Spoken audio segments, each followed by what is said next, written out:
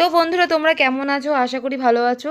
তো আমি আজকে একটা ভিডিও নিয়ে চলে আসলাম। বুঝতেই পারছো আজকে বৃহস্পতিবার ছিল, যেহেতু আর দিদির বাড়ি গেছিলাম, ওইখান থেকে বাড়ি এসেছিলাম। আসার পরে রান্না বসিয়ে দিয়েছি, কেননা যেহেতু রান্না না করলে কিছু হবে না। আর জানো তো আমার রান্না করতে ভীষণ ভালো লাগে, কেননা আমি রান্না করতে ভীষণ ভালোবাসি। আর বৃহস্পতিবারে অনেক কাজ থাকে, যেহেতু দিদিবাড়ির থেকে এসে আমাকে রান্না করতে হয়েছে। আর দিদির ছেলেও এখান থেকে যেহেতু গেছে, দেখো কী কী রান্না করেছি আজকে তোমাদেরকে দেখিয়ে দিই। এখানে করেছিলাম লাল শাক, আর এখানে করেছিলাম অনেক।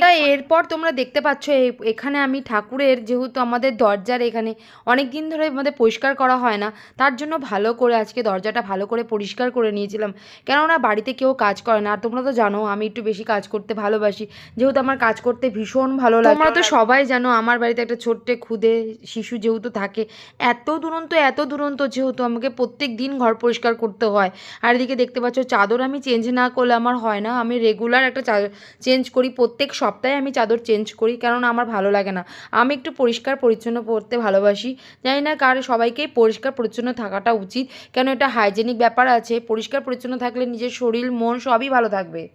আর সত্যি কথা, নিজেকে একটা পজিটিভ এনার্জিও তোমার লাগবে যেহেতু। আর আমি প্রত্যেক দিনই এরকম কাজ করি, সেরকম ভিডিও খুব একটা করা হয় না।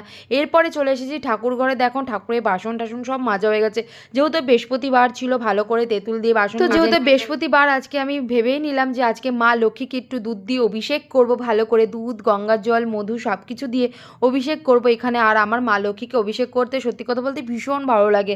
আমি ভীষণ পুজো দিতে ভালোবাসি, বাট কিছু সময়ের জন্য আমার পুজো মাঝখানে কিছুদিন আমি বন্ধ রেখেছিলাম, তার জন্য নিজের মনকে একটা অস্থির মনে। জীবনে অনেক কিছু ভুল করি লাইফে, কিন্তু সব কিছু পার করে আমাদেরকে সামনে এগোতে হবে, কেননা এটাই আমাদের জীবন।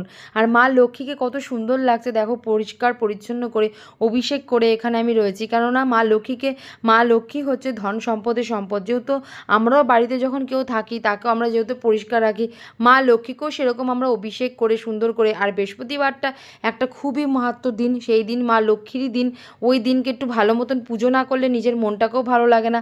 আর সত্যি কথা বলতে আমার পুজো দিতে ভীষণ ভালো লাগে, আমি ভীষণ ভালোবাসি পুজো। এরপরে এখানে আমি মাকে লক্ষ্মীকে ভালো করে ধূপ ধুনো দিয়ে ভালো করে আমি এখানে আরতি করে নিয়েছি, কেননা এটা আমাদের রীতি আছে। আর দেখো কত সুন্দর লাগছে। এরপরে আমি ঠাকুরকে টিপ পরিয়ে নিয়েছি, কেন মা লক্ষ্মীকে সুন্দর করে চন্দনের সিঁদুর এখানে ভালো মতন পরিয়ে নিয়েছি। আর মা লক্ষ্মীকে কত সুন্দর লাগছে। এরপর তোমরা দেখতেই পাচ্ছ এখানে ঘটের মধ্যে আমি সিঁদুরের ফোঁটা দিয়ে নিয়েছি, দেখো কত সুন্দর করে। সত্যি কথা বলতে আমি এক হাত দিয়ে যেহেতু ভিডিও বানাই, আমার প্রচুর প্রবলেম হয়। আর দেখো এখানে কলা পান পাতা দিয়ে সব কিছু দিয়ে রেডি করে নিয়েছি, মা লক্ষ্মীর ঘট প্রতিষ্ঠাতা করব। এখানে দেখো মা লক্ষ্মীকে আমি বসিয়ে দিলাম, কত সুন্দর লাগছে দেখতে, তোমরা দেখো।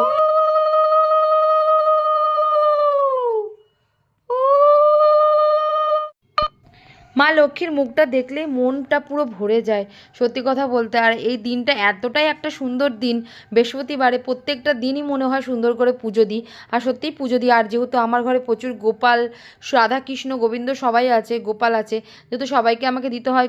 কোনো একদিন আমার যদি মিস হয়ে যায়, সেটা ভগবানকে বলি আমাকে অপরাধ ক্ষমা করে নিও, যেহেতু তখন আমার বাধা পড়ে যায় তার জন্য। আর এখানে এরপরে আমি দেখো সব থালাতে আমি প্রসাদ বেড়ে দিয়েছি, ঠাকুরকে আমি এখানে বসিয়ে দিয়েছি। আর কত সুন্দর লাগছে দেখো তোমরা, এখানে সবাইকে দিয়ে দিয়েছি। আর ঠাকুরকে সত্যি পুজো দিতে মনটা ভীষণ ভালো লাগে, সুন্দর করে। দেখো পুজো না দিলে, কারণ মার কাছ থেকে, ঠাকুমার কাছ থেকে শিখে নিয়েছি, মা ছোটোবেলার থেকে সব কিছুই শিখেছি। আর এই হচ্ছে আমার গোপাল, দুই গোপাল, রাধাকৃষ্ণ সব কিছু প্রত্যেকটা ঠাকুরকে কেমন পরে আমি এখানে সুন্দর করে আরতি করে নিচ্ছি যেহেতু।